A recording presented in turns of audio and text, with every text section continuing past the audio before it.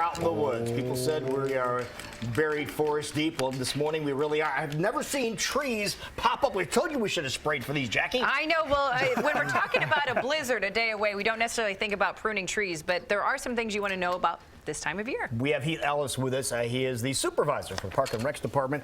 Talking about a special event that's going on Saturday. Let's make sure people know about that, because you need to start thinking about your trees. Even though it's February, you need to start thinking about your trees in the springtime. That's correct. Primarily, the best time to prune shade trees is in the winter. It's when the leaves are off, and you can see the structure. You can find out what's actually hiding underneath that canopy of leaves. So what are we going to learn on Saturday? So Saturday, the primary goal is to get residents and business members to be able to come out and experience how they can appropriately prune the tree correctly. There's a lot of things to look for.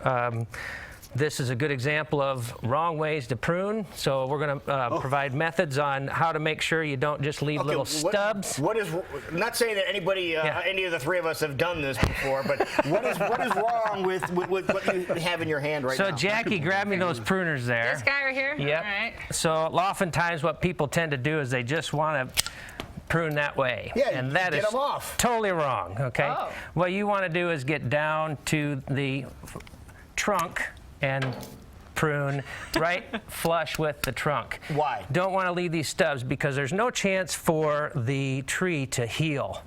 So you'll have, oftentimes you'll get a chance for, I'm going to try to find at least one that shows a little trouble with healing. Here is a leader trying to be established.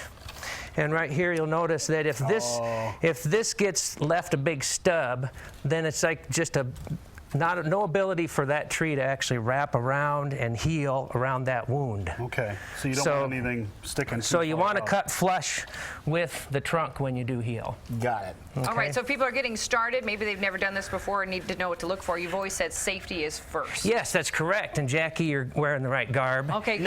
Good to know. Now, when you just cut that little piece off of that branch that you had here, a piece went flying. Yes. And that can happen at all times. Exactly. So we're pretty grateful that So the important things, if people are pruning trees, you know, besides looking like they're about to jump on a Harley, you want to make sure your head is protected, eyes, gloves, so that you have a good grip on anything that you might be using, because we do have some very sharp tools here. That's correct. And so, the number one goal for us is to be able to give citizens the opportunity to really figure out how not to ruin a tree. Okay. Now, say you are doing what you mentioned, and you are going to trim. We have another tree we're going to move into place here, and we're going to trim some of these branches. A lot of times, you'll see trees that might have a white or a black paint.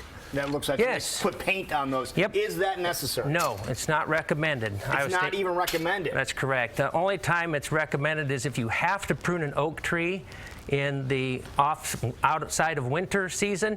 You would want to put latex paint on that wound. It helps keep the insects from getting into that wound. Oh, that's only the time that they recommend painting the wounds. Otherwise, you want it to breathe freely. Speaking of insects, we'd be remiss if we didn't mention the ash borer that's going to be affecting all of us here very soon. That's correct. The city of Des Moines alone estimates that there's over 100,000 privately owned ash trees.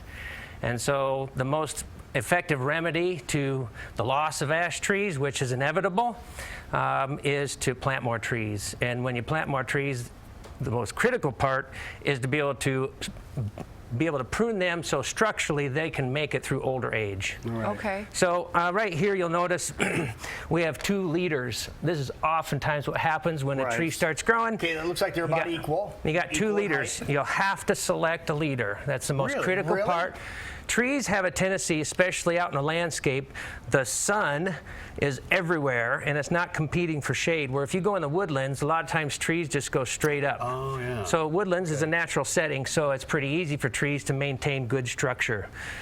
The problem that you get when you don't have good structure is you end up with poor branch habits. And Jason, I want you to just pull that apart. I'm pretty strong. Okay.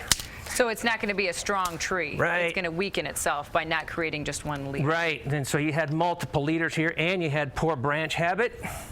So You guys cover storm damage. What do you always see? Really? That's exactly what you see. Okay. And that's strictly because the wrong pruning methods happen. Yeah, but Heath, if I have a tree like this and there's two equal branches coming out of this little trunk here, I'm going to have twice the volume with leaves, and it's going to look full, isn't it? Sure, at young age, it's great. But when it gets old, you let it go, it's just going to split out. Okay? Okay, so when's a good time to create that leader, and how do we know which one we should choose? Under 2 inches. So the key is this is an ideal, this won't hurt having this entire branch removed, either one of them. Now, removed. which one would you go for? It looks like a symmetrical Y here. Sure. Does it matter which one you're going to go for or not? Oftentimes you have to kind of study which one actually has more branching along the side. And maybe where they're located on the trunk. So we have several here. Recommendations sometimes is to remove completely. So like remove that completely. If you think that potentially it won't handle that, you'll just snap it off right here. Okay. And then this becomes more of just a branch, a side lateral branch, rather than a leader, a competing leader. Wow. Okay, gotcha. Interesting. Makes sense. A lot more to think about than I ever imagined. So yeah, you know, a couple key things that hopefully we'll get the chance to really impress the point at our workshops is how much of the foliage or the branching can be removed from a tree. For example, this tree here, how much do you want to take off without killing it? No more than 25%. Is your goal when you remove any branch off a tree. So you take a young one like the one you have there, Jackie. Yep. 25% is probably about 3 I was going to say, isn't much. twigs. Okay? So every little tiny twig is food for that tree. So it's So very you critical would that seriously you don't- count the branches coming off the main branches? Yeah, you just estimate 25% and go, okay, what do we got there? Now, would this really need to be pruned? Like, I feel like not much would need to be That one's taken. in good shape. Good shape. So So leave that guy alone. I'm going to leave her alone. How late in the spring is too late to do this? Well, for oaks, it's always in the winter time, anytime February, March, April, but you get much later, you have trouble.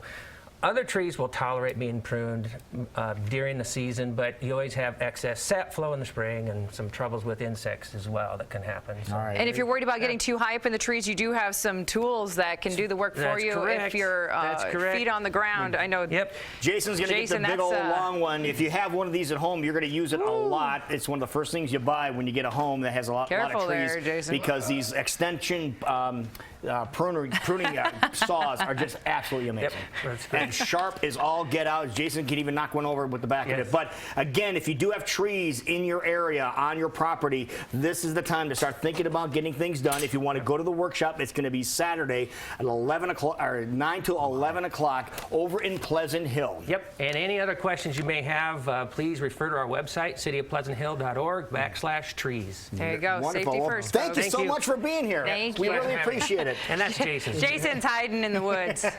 We'll be Great Day right back. Forest. This is Great Day Live on KCWI. Camouflage. Jason's got wood.